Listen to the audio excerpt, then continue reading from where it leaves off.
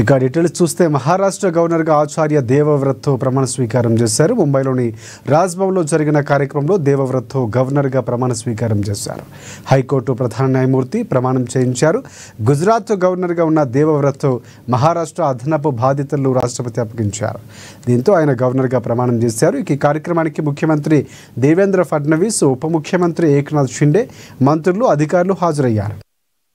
స్వయ సకల యోగ్యతయా संविधानस्य विधेश्च परिरक्षणं संरक्षणं प्रतिरक्षणं च करिष्यामि एवं अहं महाराष्ट्रस्य जनानां सेवायां कल्याणे च निरतो भविष्यामि।